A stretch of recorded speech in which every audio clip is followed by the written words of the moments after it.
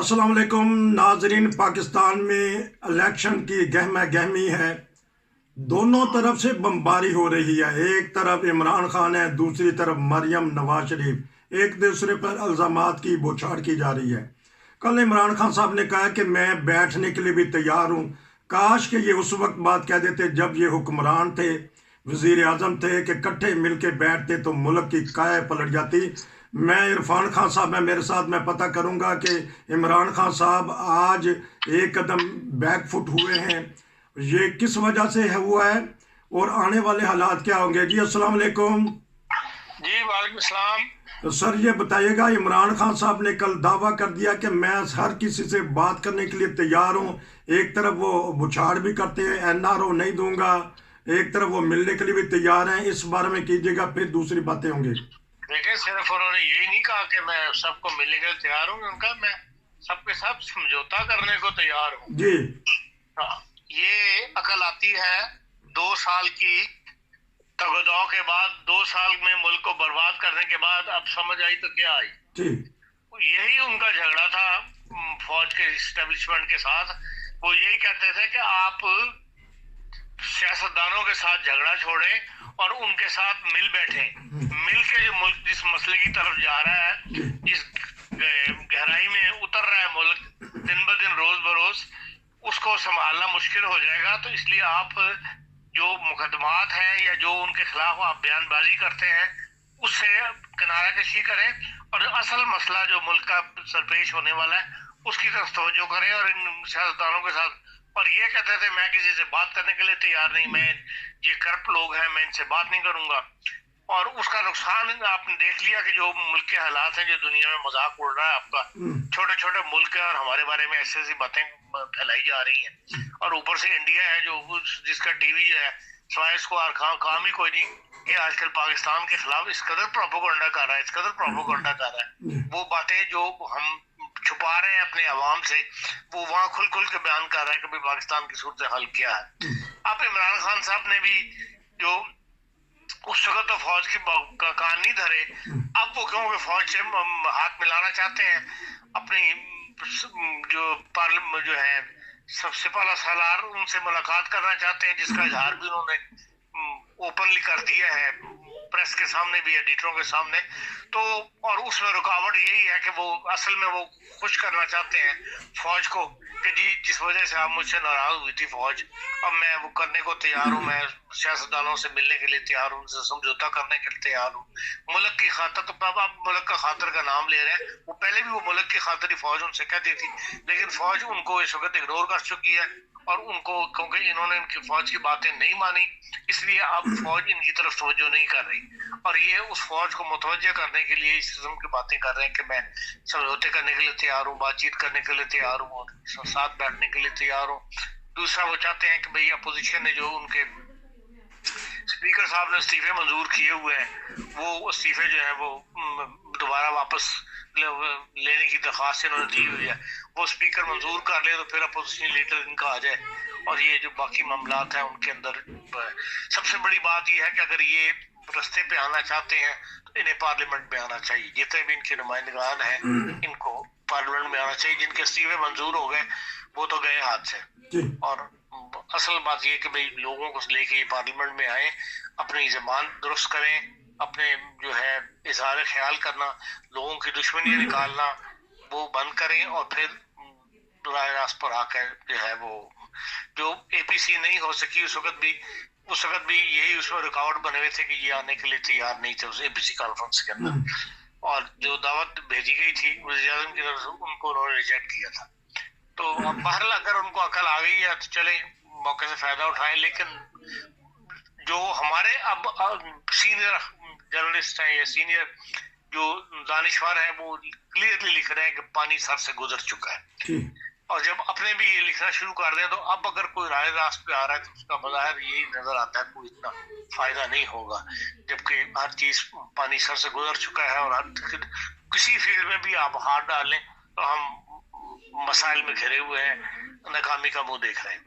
तो इसलिए इमरान खान साहब अगर अब राय रास्त पर आए तो اٹس ٹو لیٹ، اور اس کا کوئی اتنا بڑا فائدہ بظاہر نظر نہیں آتا، اور ان پہ اعتبار کرنا بھی جو ہے وہ مشکل ہے، سوائے اس کے کہ بھئی وہ فوج سے ان کا راستہ جو ہے وہ ہم باہر ہو جائے، اس کے علاوہ کوئی نظر نہیں آتی کہ بھئی ان کی نیت درست ہو۔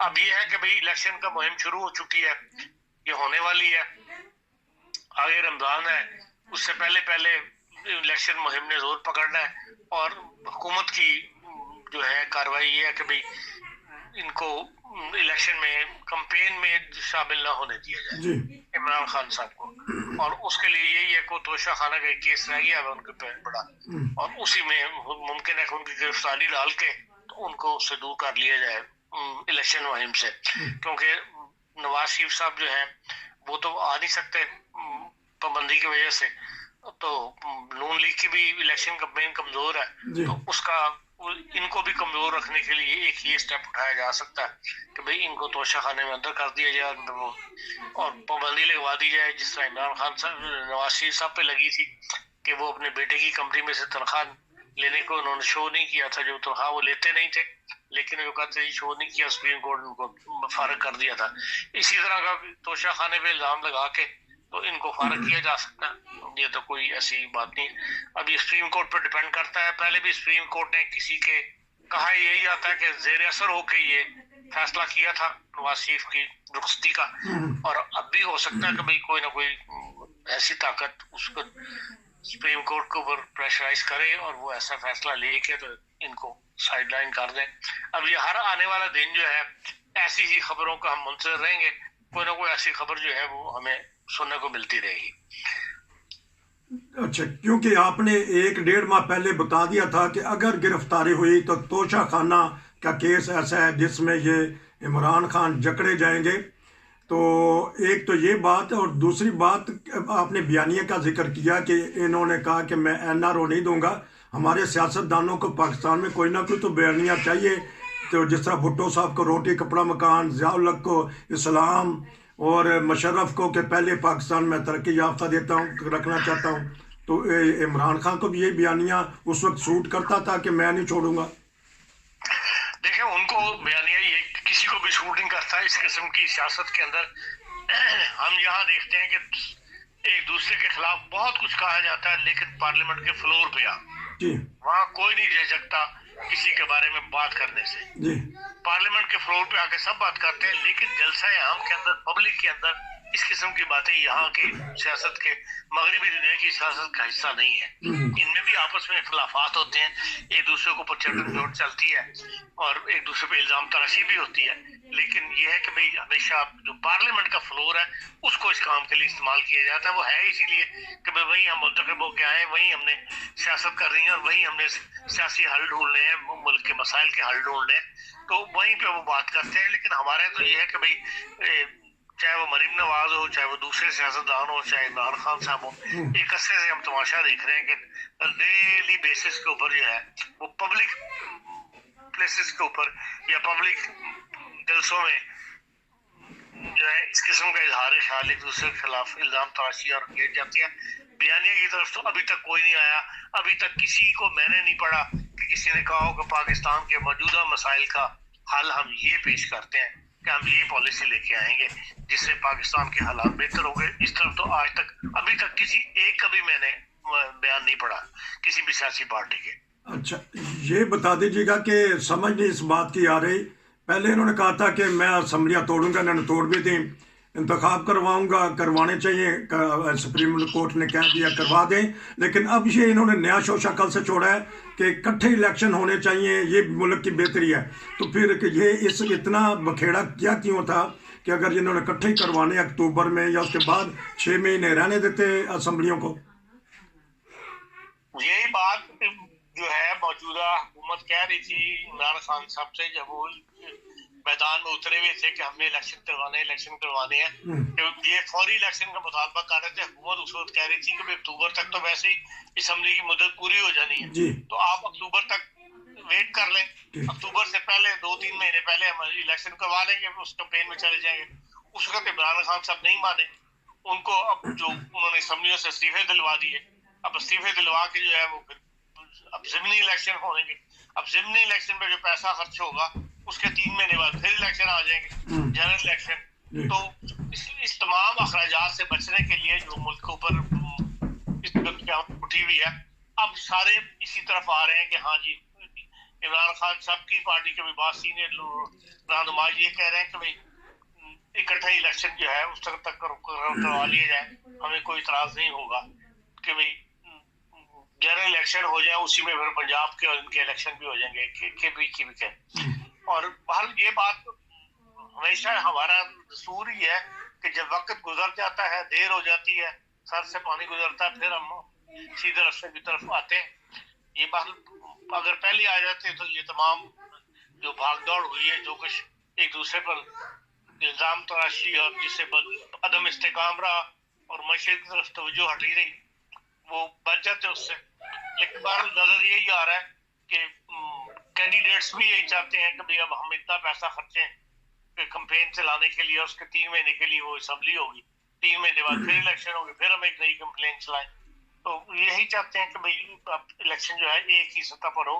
اب اس کے لیے کوئی راستہ پیدا کرنا جو ہے وہ ان کا کام ہے، سیاستدانوں کا. یہ جو بات کی ہے عمران خان صاحب نے کہ میں سمجھوتا کرنے کے لیے تیار ہوں، اس سے مجھے یہی لگتا ہے کہ شاید وہ اب ایک ہی الیکشن کی طرف راضی ہو جائیں. ایک ہی الیکشن کی طرف راضی ہو جائیں گے. آپ نے معاشی طور پہ ملک کی حالت بتائی ہے. وزیر اعظم کے بیرونی دورے پہ 2 دن کے لیے خطاب بھی کریں گے، کچھ لے کے آئیں گے؟ لے کے کیا آنا ہے؟ یہ کانفرنس کسی دینے کے لیے تھوڑی ہوتی ہے.